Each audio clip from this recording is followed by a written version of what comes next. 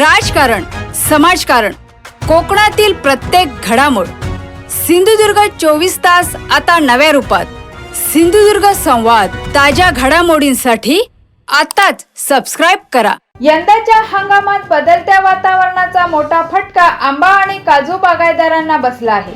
या पार्श्वभूमीवर Sindhudurg agro marketing असोसिएशनने यापूर्वी दिलेल्या निवेदनाची कोणतीही दखल न घेतल्याने बागायतदारांची महत्त्वपूर्ण बैठक आयोजित करण्यात आली. या बैठकीत औषध विक्रेत्यांना सध्या केवळ 30% रक्कम अदा करण्याचा एकमुखी निर्णय घेण्यात आला. मात्र प्रश्न सोडविण्यासाठी अजूनही वेळ गेलेली नसून आंबा काजू बागायतदार औषध विक्रेत्यांसोबत चर्चेसाठी बसण्यास तयार आहेत, असे संघटनेचे अध्यक्ष काका ढोके यांनी स्पष्ट केले. बैठकीस मोठ्या संख्येने बागायतदार उपस्थित होते. बागायतदार व्यापारी संघाच्या वतीने आज एक बैठक घेण्यात आली होती. कारण बऱ्याच महिन्यांपासून औषध विक्रेते जे आहेत यावर्षी बऱ्यापैकी आंबा उत्पादकांचं, काजू बागायतदारांचं नुकसान झालं. यासाठी जे ते औषधं विक्री केली गेली होती त्यासाठी त्यांच्याकडे आम्ही डिस्काउंट एक मोठ्या पद्धतीत मागत होतो. परंतु काही 8-10 दिवसापूर्वी आम्हाला त्यांनी सांगितलं की आम्हाला तुम्ही रितसर लेखी द्या, आम्ही मीटिंग लावतो. म्हणून आम्ही 28 तारीखला त्यांना लेखी निवेदन दिलं होतं त्यांची जी जिल्ह्याची संघटना आहे त्यांना. परंतु अद्याप त्या लोकांनी कुठल्याही पद्धतीची त्याची दखल घेतली गेली नाही. त्याच्यानंतरही आम्ही त्यांना विचारलं होतं. पण त्याच्यानंतर आज 10 दिवस झाल्यानंतर आम्ही संघटनेची मीटिंग लावली. बऱ्यापैकी शेतकरी तिकडे एकत्र जमलो होतो आणि आज एका निर्णयाकडे आम्हाला जायचं होतं. तो आज एक आम्ही असा निर्णय घेतला आहे की जी काय औषधाची बिलं आहेत, म्हणजे जे मूळ रक्कम आहे MRPची, त्या MRPच्या 30% रक्कम सर्व शेतकऱ्यांनी दुकानदारांना द्यायची आहे. कारण आम्ही वारंवार त्यांच्याशी चर्चेचा प्रयत्न केला, परंतु त्यांनी कुठल्याही पद्धतीची शेतकऱ्यांची दखल घेतली नाही. त्यामुळे आज एक मोठा संघटनेने निर्णय घेतलाय की जेवढे औषध विक्रेते आहेत त्या सर्व औषध विक्रेत्यांची MRPच्या अगेन्स्ट 30% फक्त द्यायचे. जर एखाद्याचं 1 लाख रुपये बिल झालं असेल तर त्याने 30,000 रुपयेच द्यायचे. आता 30,000 रुपयेच बिल त्यांना द्यायचं. तरीही आम्ही देखील औषध विक्रेत्यांना एक आवाहन करू इच्छितो, पुढील 4 दिवसामध्ये तुम्हाला जर वाटत असेल तर तुम्ही संघटनेशी संपर्क करून अजूनही बैठकीला बसायची आमची तयारी आहे. परंतु हे तुम्ही जर नाही बसलात तर 30% जे आज आम्ही डिक्लेअर केलंय ते 30% ही तुम्हाला रक्कम शेतकरी देणार नाही, याची कल्पना तुम्ही वेळेवरच घ्यावी. कारण जेवढं तुम्ही शेतकऱ्यांना म्हणजे अक्षरशः वेळ समजताय की शेतकरी तुम्ही ग्राह्य पकडत नाहीये तुमच्या कुठल्या याच्यात. एवढी वर्ष शेतकऱ्यांच्या जीवावरती तुम्ही अमाप पैसा कमवलात आणि आज जर तो शेतकरी संकटात असताना त्याला तुम्ही 30 ते 40% डिस्काउंट देऊ शकत नव्हता तर तुमचा औषध विक्रेते आणि तुम्ही स्वतः शेतकरी आहात. 80% जे औषध विक्रेते आहेत हे शेतकरी आहेत आणि त्या सर्व औषध विक्रेत्यांना मी वारंवार संपर्क करून देखील सुद्धा त्याने शेतकऱ्यांची कुठल्याही भावना समजून घेतल्या नाहीत.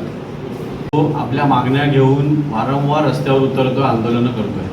परंतु अद्यापही या सरकारला या शेतकऱ्यांविषयी कुठेही आत्मीयता शिल्लक राहिलेली नाही आणि कुठलाही न्याय या शेतकऱ्यांना देण्याच्या मनस्थितीत हे सरकार नाही आहे.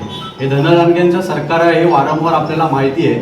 परंतु आपण गेल्या काही दिवसापूर्वी तालुका कृषी निवारण समिती या समितीच्या माध्यमातून तहसीलदार, तालुका कृषी अधिकारी यांच्या समवेत विमा कंपनी आणि वेदर डिपार्टमेंट त्यांचं जे आहे स्कायमॅट कंपनी त्यांच्याशी चर्चासत्र करून या विम्यावर तोडगा काढण्यासाठी आम्ही त्यांना निवेदन दिलं आहे.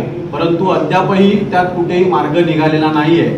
दुसरी गोष्ट, आम्ही वारंवार सरकारकडे ज्या विमा सोडून जी नुकसान भरपाई सरकारकडे मागत आहोत त्या नुकसान भरपाई संदर्भात सुद्धा कोणत्याही प्रकारचा तोडगा अजूनपर्यंत या शासनाने काढलेला नाही.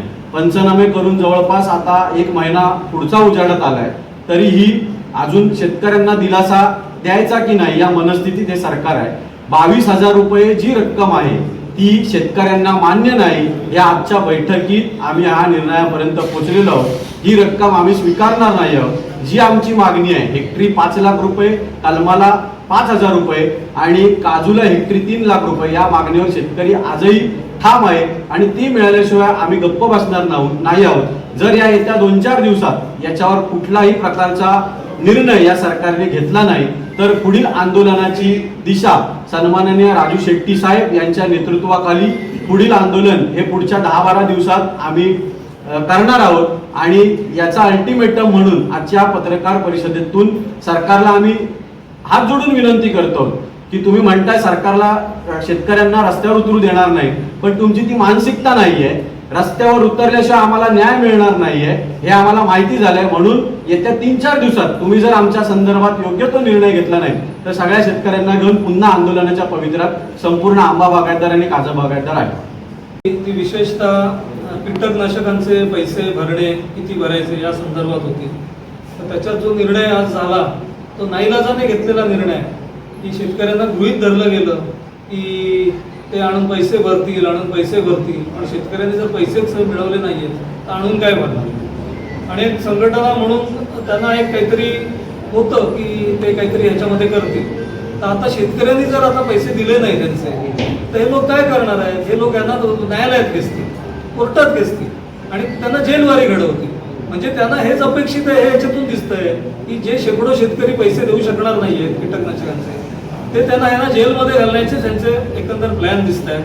ज्या पद्धतीने त्यांनी शेतकऱ्यांशी संवाद साधलेला नाहीये तर आता ते होणार आहे. आता शेवटी त्याला काय आता इलाजच नाही असं दिसतंय एकंदरीत.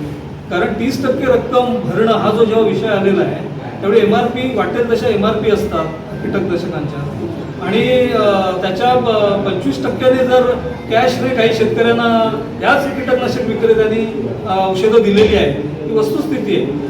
त्यामुळे हा 30% आकडा आलेला आहे. 30% आकडा हा काय कोणी आपल्या मनाने ठरवलेला नाहीये आणि ह्याच्यावर कुठची चर्चा करायला हे लोक आलेले नाहीत. त्यामुळे ह्या सगळ्यांचा आम्ही निषेध करतो की त्यांना कुठची काही त्याची संवेदनशीलता नाहीये. ज्या शेतकऱ्यांच्या जोरावर आपण इतके वर्ष व्यवसाय करतोय, आपण इतके वर्ष पैसे मिळवतोय, काय व्यवसाय हा.